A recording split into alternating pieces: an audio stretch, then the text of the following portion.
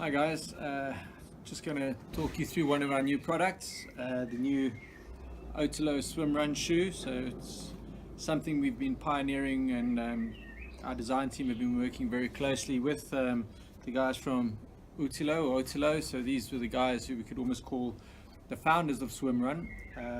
So I'm going to try be as brief as possible. There's a lot of stuff to talk to about the actual shoe itself, and Swimrun, pretty much it's based in three categories, if you could break it up. Obviously swimming one of them, running the other one, and then there's the transition, which is either getting in or out of the water, which is almost a sport unto itself. So let's start with the running side of things. So as you know, we've been working really hard with trail runners all over the world. We have our soft ground and our firm ground sole, both of those doing very, very well. And after a lot of testing with the guys from Otillo, we've gone for the firm ground lug. We found that this tends to work a lot better in the water. This one's a little bit dirty. I've been testing it, so normally a much cleaner sort of bright orange, but yeah, so what we've gone for is the normal tri-hex sole. This is going to give you sort of grip no matter which direction you're going for, and we felt that with the slightly flatter firm ground sole, it's going to give you a lot better traction on a lot more of the terrain that is suited to swim run. So the hard rocky coastlines and a lot of the paths along the coastlines are sort of well traveled or well walked and tend to be quite firm and hard. So that's the firm ground sole. The upper, it's a neoprene upper, so a nice snug fit on the ankle, so any loose debris, so if you're running on sort of beachy sandy areas, or if you get onto the gravel dirt roads, or even running through some of the pine forests and stuff, you're not going to get debris in your shoe because of the neoprene upper.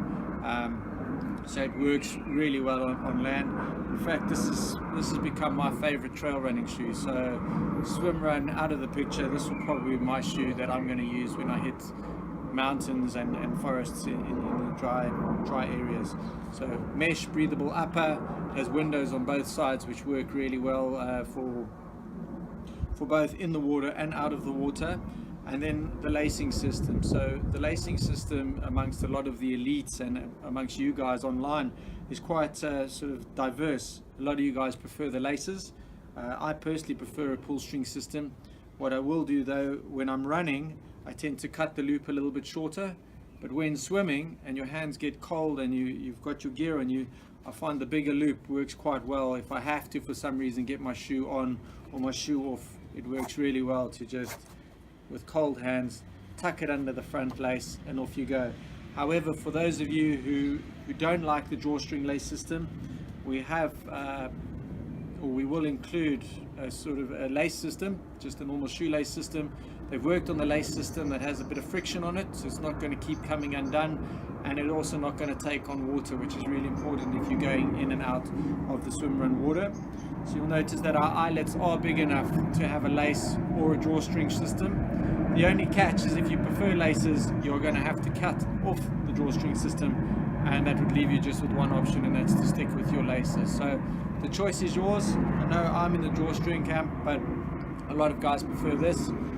For those guys new to barefoot running and who feel that they want a little bit of not support, but a little bit of cushioning, something that's going to give you just a little bit under the footbed, so it's not quite as minimalistic, we do have a inner sole. It will come standard across all our performance off-road shoes.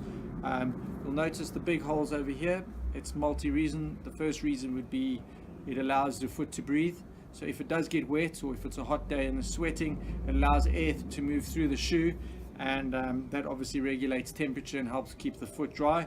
The second is if any microparticles get in there like sand, they can wear down and then they fall to the bottom of the holes, and it doesn't affect you when running. It's an EVA, so it's super lightweight. It does float in the water, so unlike your material inner soles, it's not going to take on any water. So for some of you, you might enjoy using the footbed. I personally prefer to run just with the footbed out, as I feel the lugs give you enough underfoot when running on the harder surfaces. So that's the running side of it. It's pretty much the old soft ground upper on the firm ground sole. One difference on the sole is we've gone for, it is a durable rubber, so it is going to last. However, because you're coming in and out of the water, they have made it what we call a sticky rubber compound. So it's a little bit more grippy. You can feel it even under the hand. If you get your hands on a pair, a much sort of stickier compound. So it's going to grip much better in the wet surfaces. So running, as I said, my number one trail shoe. Transition, there's a few things where this shoe works really well in transition, and it really comes into its own. So the first one is going into the water, the neoprene upper. There's normally a lot of sandy areas as you're coming in the beaches and into the water. So the neoprene upper definitely helps stop the debris coming in and out of the shoe, which is really useful. But the one I found when testing the shoe that works really well is when you're coming out of the water, often you can't see what's underneath your foot and you're kind of feeling around and stumbling around. And the nature of a barefoot shoe is you can actually feel. So you can move through and out of the water really confidently.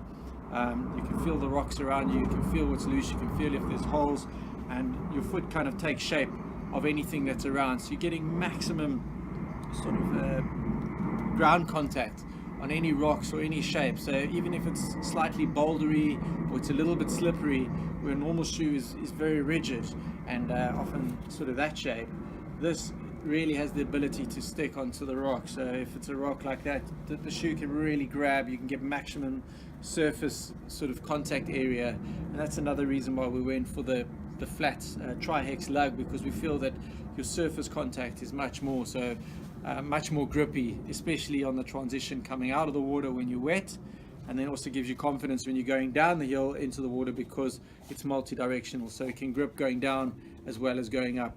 So allows you to feel what's under your feet, but also giving you maximum surface contact. So in transition, it's superb. If you're coming out the water and for some reason you have got something in your shoe, it's really easy to take off and take on. It's nice and stretchable. You can get it off. Hopefully you wouldn't be getting any stuff in, and the neoprene's doing its job. It also varies on what sock you're going to be wearing, but that's the transition.